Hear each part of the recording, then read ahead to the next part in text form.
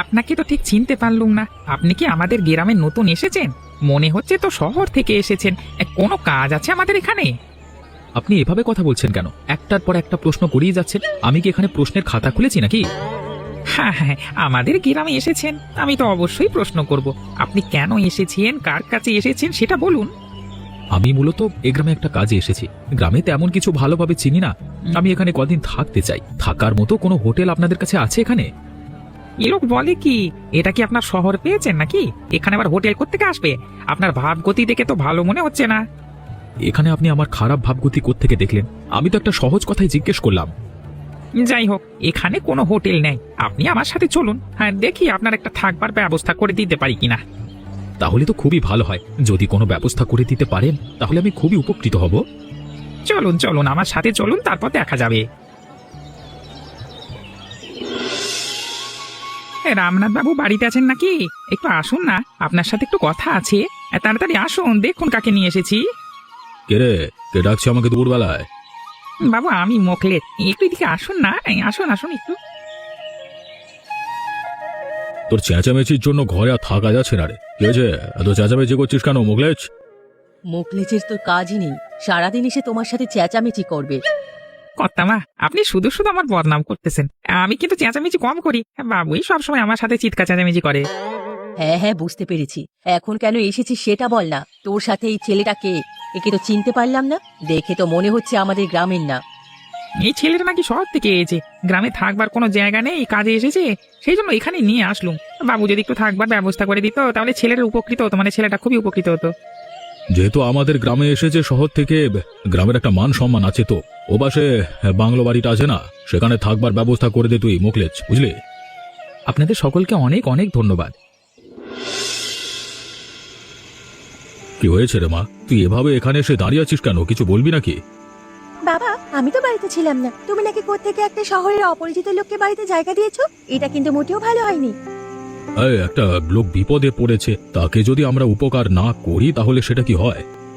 উপকার করবে ঠিক আছে, দরকার হলে তুমি অন্য কোথাও থাকার ব্যবস্থা করতে। বাড়ির মধ্যে বাংলো বাড়িতে তাকে থাকতে দিলে কেন?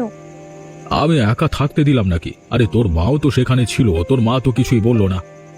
আমি আর কি বলবো? তুমি যেখানে বলেছো থাকার জন্য, সেখানে আমি যদি তার উপরে কোনো কথা বলি, সেখানে অবশ্যই তোমার অপমান হতো। এখন তুমি চাইছো আমি সেখানে তোমার অপমান করে দেই। তুমি আমাকে অন্যভাবে বোঝাতে পারতে, কিছুই তো বলনি। সেই জন্যই আমি ছেলেটাকে জায়গা দিলাম। এখন কি করব? বের করে দেবো নাকি? দাও দাও বাবা, বের করে দাও। এই ছেলেকে বাড়িতে রাখার দরকার নেই, অন্য কোথাও জায়গা দাও। যেহেতু একবার থাকতে দিয়েছো, এখন আর বের করে লাভ নেই। মানুষজন খারাপ কথা বলবে। যেভাবে আছে সেভাবে থাকুক। আচ্ছা ঠিক আছে, তোমাদের যেটা ভালো মনে হয় সেটাই করো, আমার কথার তো কোনো দামই নেই। আরে, গ্রামের সেই নতুন ছেলেটিকে ওই বাড়ির মধ্যে যেতে দেখলুম না। ওই ছেলেটি পুরনো বাড়ির মধ্যে কি করছে? নিশ্চয়ই ছেলেটির কোনো কুমতলব আছে। হ্যাঁ, যাই তো, গিয়ে দেখি সামনে গিয়ে।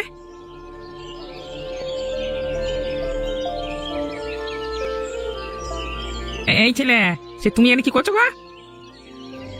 কি হয়েছে কি? তুমি আবার ভয় পাচ্ছ কেন? তোমাকে কি জিজ্ঞেস করেছি সে প্রশ্নের উত্তর দাও। তুমি এখানে কি করছো? এখানে আসা নিষেধ তুমি জানো না? ইয়ে মানে আমি এখানে কিছুই করছি না। আমি তো মানে এমনিতে একটু ঘুরতে আসলাম। আপনি কোত্থেকে এখানে আসলেন? মানে আমি তো দেখেছি তুমি এই ঘরটার মধ্যে প্রবেশ করেছো। তোমার পিছু পিছু আমি এখানে চলে এসেছি। তুমি এখানে কি উদ্দেশ্যে এসেছো বলো তো? আমার কোনো উদ্দেশ্য নেই। আমি তো এই গ্রামটা একটু ঘুরে ঘুরে সবকিছু দেখছিলাম। এই বাড়িটা আমার কাছে কেমন যেন মনে হলো, সেজন্য বাড়ির মধ্যে প্রবেশ করছি। আমি তো ওখানে কিছুই করলাম না। এখনই তুমি এখান থেকে চলে যাও, আর কখনোই বাড়ির মধ্যে প্রবেশ করবে না বলে দিলাম। কিন্তু কেন? কেন এখানে প্রবেশ করতে পারবো না? নিষেধ কেন? এত কৈফিয়ত আমি তো তোমাকে দিতে পারবো না। তোমাকে যেটা বলেছি তুমি সেটা করো, না হলে কিন্তু এই গ্রাম থেকে এক্ষুনি বের করে দেবো। আচ্ছা ঠিক আছে, আপনি যেটা বলছেন আমি সেটাই করছি। আমি এখান থেকে চলে যাচ্ছি, আমাকে বের করবেন না। যাও যাও যাও। কি হয়েছে মোকলেচ? কি যেন বলতে যাচ্ছিলিস, বল না। আহা, বললে আপনি আবার আমাকে কিনা বকেন, সেই জন্যই তো বলতে পারছি না, ভয় করছে তো। আরে এসব ন্যাকামি না করে তাড়াতাড়ি বল না, কি হয়েছে? কিছু করে ফেলেছিস নাকি? এখন তো আমার মনে হচ্ছে ওই ছেলেটিকে আপনাদের বাড়িতে বা আমাদের গ্রামে আশ্রয় দেওয়াটাই ভুল হয়েছে। এখন আবার ভুল হয়েছে বলছিস? তখন তো তুই নিজেই নিয়ে আসলি। সেই জন্যই তো দ্বিধাদ্বন্দ্বে আছি। এত দ্বিধাদ্বন্দ্বে না থেকে কি হয়েছে মূল ব্যাপারটা বল। ছেলেটিকে আজকে দেখেছি আপনাদের যে পুরনো বাড়িটা ছিল সেখানে গিয়ে কি যেন খোঁজাখুঁজি করছে। নিশ্চয়ই এই ছেলের অন্য কোনো মতলব আছে। বাবা, আমি তোমাকে এত করে বলেছি, তুমি তো আমার কোনো কথাই শুনছিলে না। এখন দেখেছো কি অবস্থা হচ্ছে। তারপর কি হয়েছে সেটা বল না। আমি দেখে ফেলেই জিজ্ঞেস করছি এখানে কি করছে, তখন চোরের মতো করতে শুরু করে। এই বলে কিনা সে ঘুরতে ঘুরতে এখানে চলে এসেছে। সেটাকে তো খুব সন্দেহজনক মনে হচ্ছে বাবা। এখানে সন্দেহের কি আছে? ঘুরতে তো যেতেই পারে, গ্রামের কিছু চেনে না, বুঝেছে হয়তো ঘোরার কোনো জায়গা হবে, সেজন্যই ঘুরতে গিয়েছিল। এখানে অপরাধের কি আছে? যাই হোক, এখন থেকে ছেলেটিকে না একটু চোখে চোখে রাখবার চেষ্টা করবেন। আমি একটু সাবধান করতে এলাম আর কি। এখন যাই তাহলে। হ্যাঁ হ্যাঁ। আচ্ছা ঠিক আছে, ঠিক আছে আয়।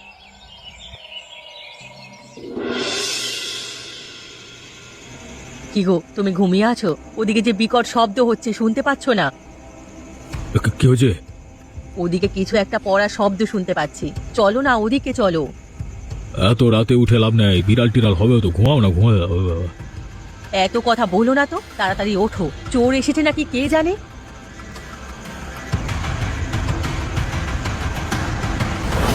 কি এত রাতে তুমি এখানে কি করছো?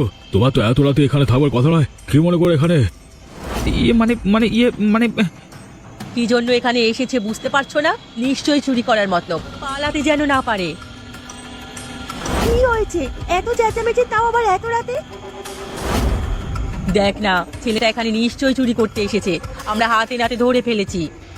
আগেই বলেছি একে বেঁধে ফেলো, সকালে বিচার হবে। বাবু, এখানে আমার কোনো দোষ নেই। আমি তো আর জানতাম নি, সেই জন্য এখানে এনেছিলাম। ওই দিনকার ঘটনা আপনাদের বলেছি, তারপর তো সাবধান করেছি। এত করে বলেছি, এই ছেলেটার মতি গতি তেমন একটা ভালো দেখছি না। মা যদি ট্রেন না পেতো, কালকে রাতে আমাদের সমস্ত কিছু চুরি করে নিয়ে যেত। শুধু বেঁধে রেখেছেন কেন? ছেলেটিকে কোনো ধরাই দেওয়া উচিত। আপনারা আমার কথাটা একটু শোনবার চেষ্টা করুন, আমাকে একটু বোঝবার চেষ্টা করুন। আমি চোর নই। আবারও তুমি কথা বলছো, হাতে নাতে ধরা পড়ার পরেও। আর একবার কথা বললে পুলিশে ধরিয়ে দেবো। তোমরা সবাই থামো। আমার বাড়িতে চুরি করতে এসেছে, তবে দেখে চোরের মতো মনে হচ্ছে না। যেটা আমরা দেখতে পেয়েছি তাতে মনে হচ্ছে এর মধ্যে কোনো ফন্দি আছে। আমি চাই না কেউ আইন নিজের হাতে তুলে নিক। প্রথমবারের মতো আমি এই ছেলেটিকে ক্ষমা করে দিলাম, কিন্তু এই ছেলেটা আমাদের গ্রামে থাকতে পারবে না। সবাই মিলে একে গ্রাম ছাড়া করো। এত সহজে ছেলেটিকে ছেড়ে দেওয়া ঠিক হবে না। বাবা যদি সবসময় এত ভালো মানুষই করে, কখনো চোরগুলো মানুষ হবে না। আমি যেটা বলেছি সেটাই শেষ কথা। এর বাইরে আমি আর কোনো কথা শুনতে চাই না। আমি যেটা বলেছি সেটাই করো সবাই মিলে। কিন্তু একে তো আরো বেশি শাস্তি দেওয়া উচিত। তুমি আমার উপর থেকে কথা বলছো? আচ্ছা ঠিক আছে, মুখলেজ, তোমার বাবু যেটা বলছে সেটাই করো। এ কি বাবা, তোর এই অবস্থা কি করে হলো? কে তোকে মেরেছে বল? এত করে বলেছি ওখানে যাওয়ার দরকার নেই, তাও আমার ছেলে ওখানে গেল। ওরা আমার ছেলেটার কি হাল করলো। ওদের এত বড় সাহস, আমার ছেলেকে অত্যাচার করেছে। ওদের কাউকে ছাড়বো না, জেলের ভাত খাইয়ে ছাড়বো। তোমার জন্যই তো আমার ছেলের এ দশা হয়েছে। তখন আমি ছেলেটাকে যেতে দেব না, তুমি তো তখন কিছুই বলনি। এখন আবার ছেলের জন্য প্রেম দেখাচ্ছ। এটা আবার তুমি কেমন কথা বলছো? আমার ছেলের ক্ষতি করেছে, আমি এখন তাদের ভালোবাসবো? অনেক হয়েছে, আর না। তোমরা নিজেরা ঝগড়া শুরু করবে নাকি, না আমাকে কথা বলতে দেবে? তোমাদের জন্য আগে ঘরে কথা বলতে পারতাম না, এখনো বলতে পারছি না। তোমরা ঝগড়া করো, আমার কথা বলবার দরকার নেই। বাবা, তুই রেখে যাচ্ছিস কেন? কি বলতে চাচ্ছিস বল। আমার এই অবস্থার জন্য তারা কেউ দায়ী নয়, আমার নিজের দোষেই এমনটা হয়েছে। তোমরা এখনো তোমাদের ঝগড়া এবং পুরনো সেই কথা নিয়ে পড়ে থাকো। নিজেদের মধ্যে সম্পর্ক ভালো নেই, সেটা তো জোড়া লাগাতে পারো নাকি? না হলে এর চেয়েও খারাপ দিন দেখতে হবে। আমি আর এই বাড়িতে থাকবো না, তখন বাড়ি ছেড়ে চলে যাব, বুঝবে? রাগ করিস না বাবা, আমাদের কথা শুনে যা। কি করব কিছুই তো বুঝতে পারছি না। ছেলেটার দিকে তাকিয়ে খারাপ লাগছে আরো। তুমি কিছু একটা করার চেষ্টা করো। ছেলেটা যে খুব জেদি, সেটা কিন্তু ভালো করেই জানো। আমার ছেলে যদি তোমার জন্য এ বাড়ি ছেড়ে চলে যায়, তাহলে কিন্তু আমিও চলে যাব বলে দিলাম। তোমার সংসার আমি আর করব না। আমি এমনিতে অনেক চিন্তার মধ্যে আছি, তার মধ্যে যদি তোমার এমন ব্যবহার করো, তাহলে আমি কি করব বলো তো? কদিন বাদে এমনিতেও এই ঘর বাড়ি সবকিছু বিক্রি করে দিয়ে চলে যেতে হবে। হোটেলে যে অবস্থা চলছে, মনে তো হচ্ছে না আর টেকাতে পারবো। এত কথা না বলে তুমি একটা ভালো বুদ্ধি দিতে পারো তো আমাকে, তাহলেই তো হয়। এর আগেও আমি অনেক করে বলেছি, তুমি আমার কোনো ধরনের কথাই শোনোনি। তোমার ওই এক কথা শুনতে শুনতে আমি একদম ক্লান্ত হয়ে গেছি। ওটা যে আমি করবো না সেটা তুমি ভালোভাবেই জানো। যেহেতু আমার কথা শুনবে না সেহেতু আমাকে আর জিজ্ঞেস করো না। আমি আর আমার ছেলে বাড়ি থেকে চলে যাই, তাহলেই ভালো হবে। তোমাকে না কতদিন আগে চুরির গায়ে গ্রাম থেকে বের করে দিয়েছি, আবার এই গ্রামে এসেছো? এত বড় সাহস! কার সাথে কি কথা বলছো ভেবেচিন্তে বলছো তো? তোমাকে কিন্তু একদম এক নিমেষেই আমি উধাও করে দিতে পারি, সেটা তুমি জানো। আমাদের গ্রামে এসে আমাকে হুমকি দেওয়া হচ্ছে? এত বড় সাহস আপনার! আর দেখে তো ভালো মানুষ মনে হচ্ছে, আবার কিনা আমাকে হুমকি দিচ্ছেন? বাবা, তুমি এনার সাথে তর্কে জড়িও না। আমরা আবারও একটু রামনাথ বাবুর বাড়িতে যাওয়ার জন্য এসেছি, তার সাথে আমাদের গুরুত্বপূর্ণ কথা আছে। তুমি আমাদেরকে সেখানে নিয়ে চলো। এর আগের বার তোমাকে সে বাড়িতে নিয়ে আমি বিশাল বড় বিপদে পড়েছিলাম বাবা। এবার আমি আর তোমাকে সে বাড়িতে নিয়ে যেতে পারবো না। তুমি আর এই গ্রামে ঢুকতে পারবে না, এখনই চলে যাও। নিশ্চয়ই এবার নতুন কোনো উদ্দেশ্য নিয়ে এসেছো, তাই না? সাথে আরো বাড়তি লোকও নিয়ে এসেছো। কি রে রোহিত, এই লোকটা কি বলছে কিছুই তো বুঝতে পারছি না। তুমি যদি আমাদের না ঢুকতে দাও, পরবর্তীতে গ্রামের কোনো ক্ষতি হলে তাও তোমার দোষ পড়বে যে এরা এসেছিল, পরবর্তীতে ক্ষতি করেছে, তুমি কেন ধরিয়ে দিলে না এরকম। তার চেয়ে তুমি রামনাথ বাবুর কাছে নিয়ে চলো, তা তিনি আমাদের বিচার করুক। এটা তো একটা ভালো কথাই বলেছো, এটা করলেই সবচেয়ে ভালো হবে। এই চলো চলো, তোমাদের সবাইকে নিয়ে রামনাথ বাবুর কাছেই যাই, তিনি তোমাদের বিচার করবেন আবার। হ্যাঁ, এ মোকলেজটা আবার কে? এর কথা তো কিছুই বুঝতে পারছি না। কি বলছিস তোরা রোহিত? এখন তোমার কিছুই বুঝতে হবে না, যেটা হচ্ছে সেটা শুধু দেখো। বাবু এইদিকে আসুন না, কর্তামা বাড়ি আছেন, একবার এদিকে আসুন। কিরে মোকলেজ, এত চেঁচামেচি কেন? কদিন আগে যে ছেলেটাকে আমরা সবাই গ্রাম থেকে বের করে দিয়েছিলাম, সে আবার তার সাথে লোকজন নিয়ে আমাদের গ্রামে প্রবেশ করতে চাইছে। আপনার কাছে ধরে নিয়ে আসলাম। চুপ কর, কাদেরকে ধরে নিয়ে এসেছিস তুই? কাকে গ্রাম থেকে বের করে দিয়েছিলাম আমি? আসো দাদা, আসো আসো আসো। আমার ভাই রে। কি হচ্ছে মা? কিছুই তো বুঝতে পারছি না। আমিও তো কর্তামা কিছুই বুঝতে পারছি না। কুসুম, তোর বাবার বড় ভাই আছে, সেটা তো নিশ্চয়ই শুনেছিস। অনেক বছর ধরে তারা গ্রামে আসে না, তোর বাবার সাথে ঝগড়া হয়েছিল। হ্যাঁ, আমি শুনেছিলাম। এই হচ্ছে তোর বাবার বড় ভাই, তোর বড় কাকা, তোর বড় কাকিমা। যে রোহিত ছেলেটাকে আমরা চোর বলে বের করে দিয়েছি, সে হলো তোর জ্যাঠাতো ভাই। কি বলছো মা? তাহলে তো আমরা বিশাল বড় অন্যায় করে ফেলেছি। আমরা তো কিছুই জানতাম না। রোহিত দাও তো সেটা বলেনি। আবার ভাইপো, তোমার সাথে না বুঝে আমরা অন্যায় করেছি। তুমি কেন পরিচয়টা তখন দিলে না? আমরা অনেক বড় ভুল করে ফেলেছি, আমাদের ক্ষমা করো তুমি। এটা আপনি কি বলছেন কাকা? আপনারা গুরুজন, আপনারা কখনো অন্যায় করতে পারেন না। আমি এখানে এসেছি, বাবা সেটা বলতে নিষেধ করেছিল, সেই জন্য আমি আমার পরিচয়টা লুকিয়ে রেখেছিলাম। এখানে কথা বলে আর লাভ কি? সবাই ঘরে চলো, ঘরে গিয়ে বাকি কথা হবে। কাকিমা, এসো এসো, ঘরে এসো। দাদা, এতদিন পর তুমি এসেছো, কি যে ভালো লাগছে। এত বছর এলে না কেন? আপনার তো বড় ভাই রাগ করে আসেনি। আপনি ছোট ভাই হিসেবেও তো যেতে পারতেন, তাও তো গেলেন না। একবার যখন আপনারা এখানে এসেছেন, এবার থেকে অবশ্যই আমরা যাব। রোহিত দা, না বুঝে তোমার বিরুদ্ধে অনেক কথা বলেছি, অপমান করেছি। আমার কথাই আবার কিছু মনে করো না। আরে না না, তেমন কিছু না, না বুঝেই তো বলেছিস। আমি কিছু মনে করিনি, তবে আমরা একটা বিশেষ কাজে এখানে এসেছিলাম। ভালো কথা, সেটাই তো জিজ্ঞেস করবো। কেন এসেছিলে? এভাবে চোরের মতো তখন পুরনো বাড়িতে খোঁজ করছিলে কি যেন? রাতে আবার আমাদের ঘরে, সেই জন্যই তো আমরা সন্দেহ করলাম। মা বাবার কাছে শুনেছি আমার ঠাকুমা নাকি বিশাল বড় রাঁধুনি ছিল, তার নাকি একটা রান্নার ডায়েরি ছিল। সেটা খোঁজবার জন্যই আমি এসেছিলাম এখানে। শহরে আমাদের একটা হোটেল আছে, ব্যবসাটা তেমন একটা ভালো চলছে না, সেই জন্য সেই ঠাকুমার ডায়েরিটা দরকার ছিল। ঠাকুমা তো আর বেঁচে নেই। তুমি তো ভুল করেছো। তুমি যদি নিজের পরিচয় দিয়ে এটা করতে কিংবা আমাদের কাছে চাইতে, আমরা এমনিতেই সেটা তোমাকে দিয়ে দিতাম। কুসুম, যা তো ডায়েরিটা নিয়ে আয়। আমরা কিন্তু এবারে এসেছি, এরপর কিন্তু আপনাদের যাওয়ার পালা। আপনারা যেহেতু এসেছেন, অবশ্যই আমরা যাব। কেউ যদি নিজেদের জেদটা কমিয়ে আগে থেকে এরকম ভাবে চলে আসতেন একে অপরের বাড়িতে, তাহলে এতদিন আমাদেরও আর বঞ্চিত হতে হতো না। এটা ঠিক কথাই বলেছ।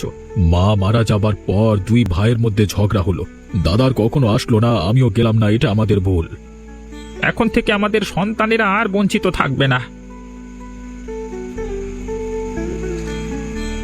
তোমার ঠাকুমার সবচেয়ে পছন্দের রান্না ছিল মাগুর মাছের বিরিয়ানি। এখানে লেখা আছে, আশা করি তোমাদের কাজে লাগবে। কিরে কুসুম, সারাদিন তো দেখছি ঘুরে বেড়াচ্ছিস। শহর দেখা শেষ হলো, গ্রামে যাবি না?